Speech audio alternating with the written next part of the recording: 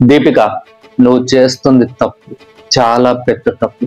నీలాంటి నీ వచ్చిన ఛాన్స్ కోసం బయట కొన్ని వందల వేల మంది వెయిట్ చేస్తున్నారు బయట.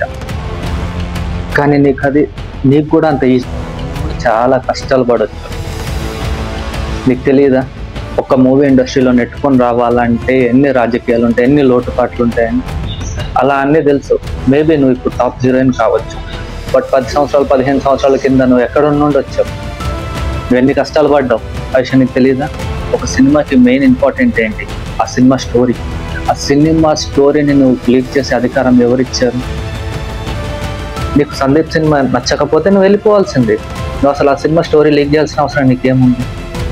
నీకు అసలు ఏం అవసరం? ఓకే, సందీప్ సినిమా దగ్గర నుండి వెళ్ళిపోయావు.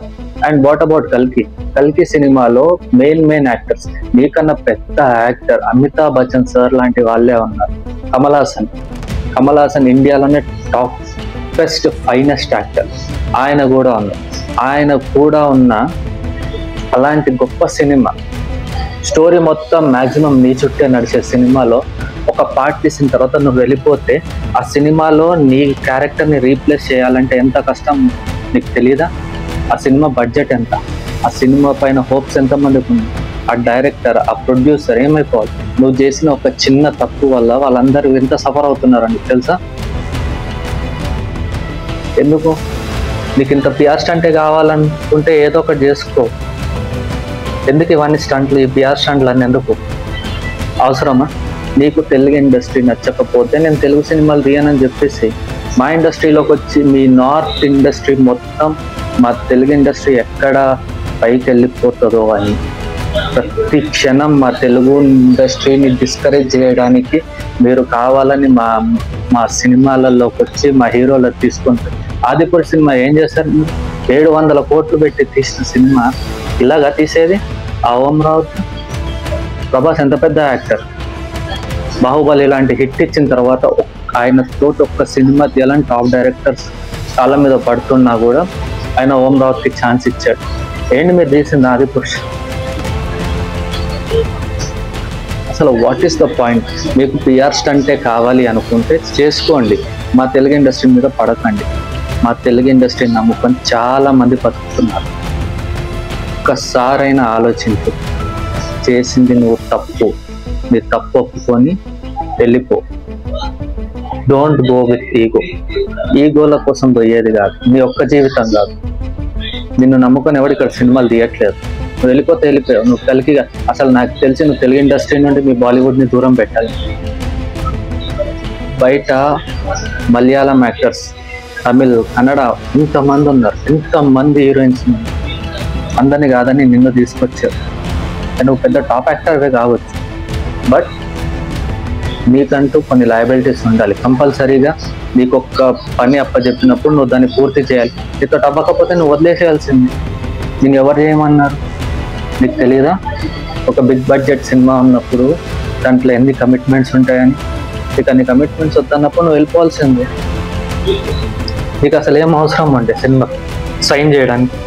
నీ అందరికి నువ్వు సైన్ చేసేసావు, ఇప్పుడు జైన్ అనేసి వదిలిపోయావు. ఇప్పుడు కల్కి సినిమా వాళ్ళు తీసుకెళ్ళి నీ మీద కేసేస్తే నీ కోరికలన్నీ తీర్చడానికే ఉన్నారు ఇక్కడ డైరెక్టర్. ఒక సినిమాలో 100% అమౌంట్ పెడుతున్నారంటే దాంట్లో 60% ఓన్లీ యాక్టర్ డైరెక్టర్స్కే వెళ్ళిపోతున్నాయి. మిగిలిన 40% తోటి సినిమా అవుట్పుట్ ఏమొస్తుంది? అమౌంట్ మీరు రెమ్యూనరేషన్ తీసుకుంటారు, మళ్ళీ షేర్స్ కావాలంటారు, మళ్ళీ పిఆర్ స్టంట్లు చేస్తారు, స్టోరీలో లీక్ చేస్తారు, అన్నీ చేసేస్తుంటారు. తప్పు నీ ఒక్కదాన్ని అని చెప్పట్లేదు, నేను సపోర్ట్ చేసే వాళ్ళది కూడా తప్పు. నువ్వు ఒక సినిమా సైన్ చేసావా, నీకు అవుతే చెయ్యి, లేదంటే ముందే వెళ్ళిపోవాలి. నువ్వు ఇప్పుడు సగం మధ్యలో కలికి సినిమాని వదిలేసి వెళ్ళిపోయావు. నువ్వు వెళ్ళిపోయినంత మాత్రం ఏం లేదు, వేరే యాక్టర్ని తీసుకొని వచ్చి రీప్లేస్ చేస్తావు, లేకపోతే నీ ప్లేస్ ఏఐని పెట్టి తీపిస్తావు. అంత టాలెంట్ మాకుంది. బట్ ఈ ఈగో ఇక్కడే కాదు, నీకు ఎప్పటికైనా కానీ ఇది నీకు ప్రాబ్లం వస్తుంది.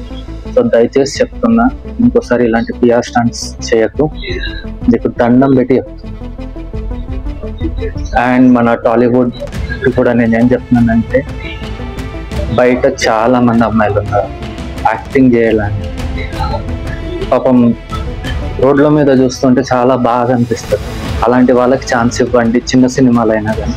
ఇలా పెద్ద పెద్ద హీరోయిన్స్ తీసుకున్న చాలా నెత్తి మీద పెట్టుకుంటే వాళ్ళ నెత్తి మీద డ్యాన్స్ చేసిపోతున్నారు, మనకే గుండు కొట్టిచ్చేస్తారు. దయచేసి ఇలాంటి వాళ్ళని అవాయిడ్ చేసేయండి.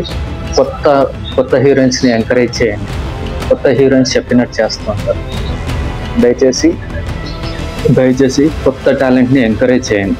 ఇలాంటి హీరోయిన్స్ని తీసుకొని వచ్చేసి వీళ్ళేదో పెద్ద తోపు అని అనుకుంటున్నారు, కానీ 1-2 సినిమాలు ఫ్లాప్ అయితే వీళ్ళని కూడా తీసి పక్కన పడేస్తారు. సో ఈ వీడియో మీకు ఏ విషయంలో అయినా నచ్చితే ఈ వీడియోకి లైక్ చేయి, షేర్ చేయి, సబ్స్క్రైబ్ చేసుకో. And thank you. జై హింద్.